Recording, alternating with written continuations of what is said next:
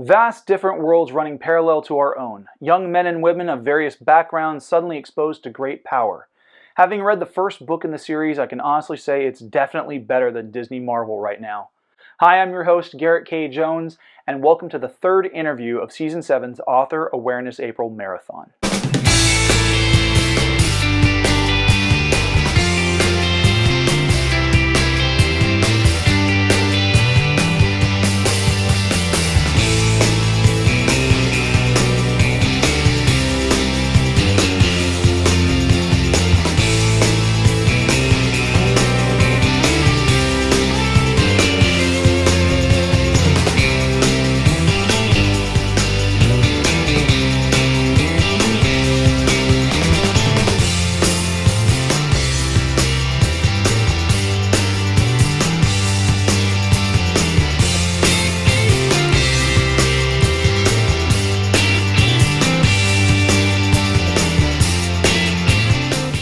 Hey, welcome back to The Right Way, where we talk book recommendations, creative writing tips, and especially this month, author interviews. I have a great new interview lined up for everyone to watch, but before I jump into this week's content, here are a few things going on that I think you should be aware of. First up, today is my April writing workshop. This month we're discussing how to write thrillers.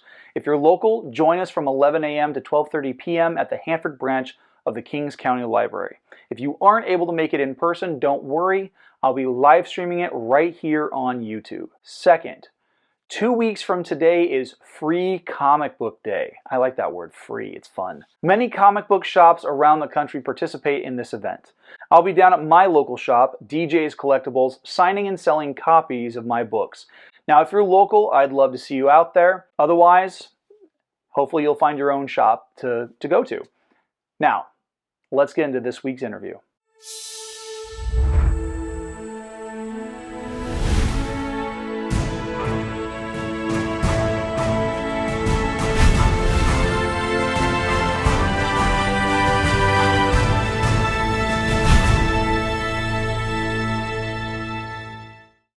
So last season, after interviewing fantasy author Rilo Kin, I was connected with this week's interviewee because Rilo was a mutual friend. I have since had the pleasure of not only conducting the interview for this week, but also getting to meet the author in person, and she is a fantastic human being. I hope you find Daze Evander just as fantastic as I have. Hey Daze, welcome to the show. It's a pleasure to have you. How are you doing this evening? Hi, I'm doing good. Thank you so much for having me on your show. You're very welcome. So tell me about what it is that you write and about your work. So I am a sci-fi fantasy author. I write emotionally driven, character-focused stories for adults about survival. So my debut is called the Eunoia trilogy, and that first came out in 2020. That's based on a dream I had about the power of the mind. And so that trilogy covers 12 different points of view. So I typically jump into a lot of different characters' perspectives and have, that rotating each chapter is someone different talking. And then The Shadow of Salt Crest is my upcoming title that comes out next month. And that's actually a spin-off of the trilogy that starts a whole new story. But that one is dystopian, very, very sci-fi. And that one is like a beat the clock story mission that's like very inspired by video games.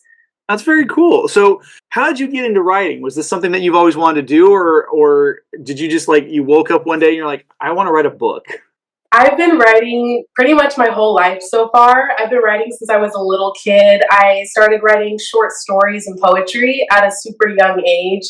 And so, yeah, it's something I've done my whole life so far through high school, college. And yeah, I've just always loved storytelling. Always been drawn to it. I love TV shows and movies and music, and I have a very hyperactive imagination. I daydream a lot, so I decided, with all of this inspiration I have from some of my favorite stories, I thought, why not create some of my own and put out my own stories into the world. So that actually brings me to the next question. What are some of your inspirations as a writer? Do you draw mostly from video games, as you mentioned before? Or do you draw from movies? What are those sources? So for instance, the Eunoia trilogy was very inspired by the TV show Lost. I loved that show. It inspired me so greatly. And then for The Shadow of Salt Crest, that one is mostly inspired by video games, specifically Fallout. I absolutely adore that game so much, specifically Fallout 4. I've spent so many hours playing that game. But yeah, in general, just like survival stories in general inspire me the most. But those, I would say, are like the two biggest inspirations for my work so far. But yeah, I also, I love Skyrim, Resident Evil, Days Gone, Far Cry, mostly like first person shooter role playing video games, especially the ones that are open world or semi open world.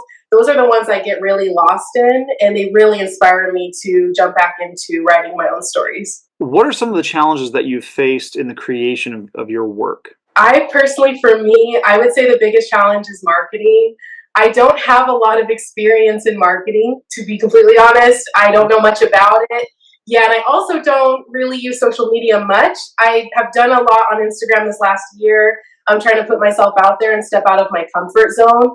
But it feels, that there's every month, it feels like there's a new social media platform or new trends. And it's a lot to keep on top of when you're also trying to juggle, your work and world building out these stories. And doing that, sometimes it's hard to divide time with marketing and figuring out social media while still being consistent with the writing side of everything and the publishing side of everything, because I'm self-published. So like handling that, but then also the social media side is something that is my biggest challenge, is advertising, marketing.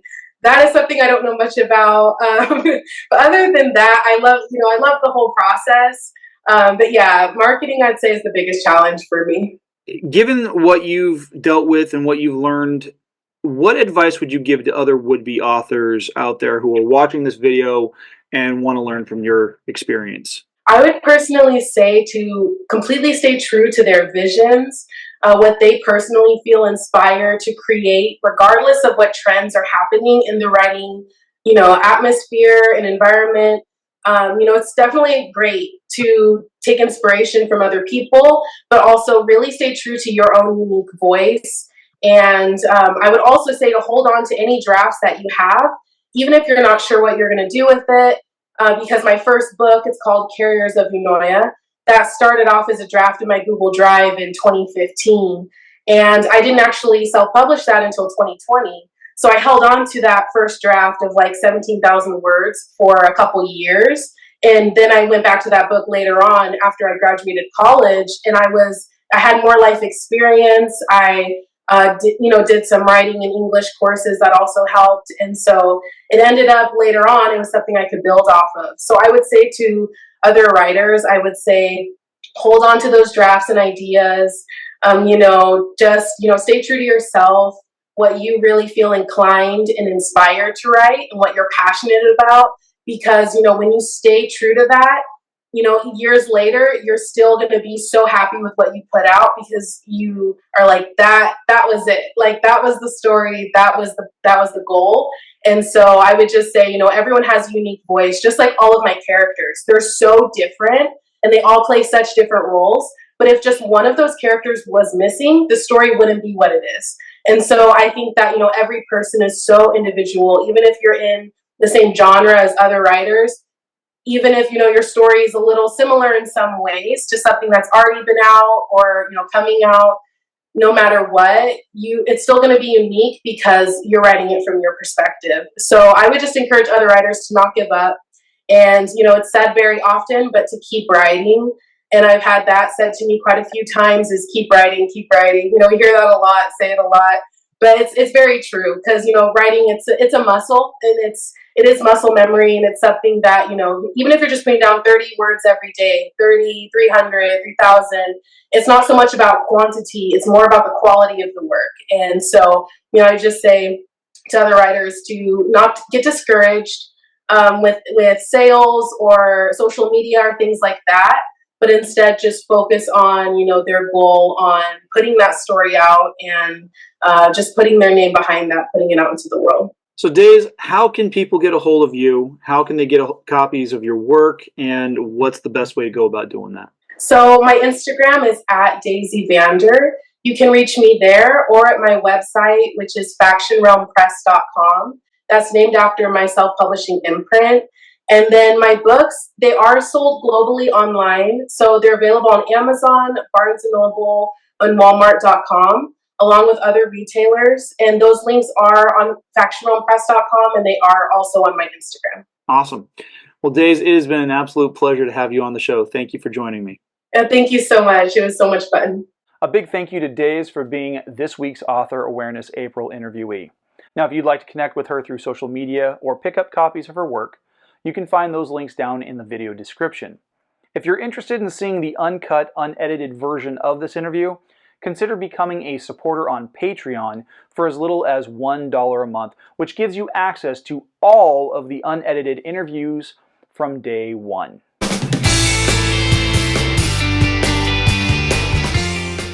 Hey, thanks for watching. If you haven't done so already, please make sure to smash that like button, hit subscribe, and click the bell for notifications on new videos. I'll be back next week with the final interview of Author Awareness April, featuring fantasy writer Paul D. Smith. I've been Garrett, and I'll see you then.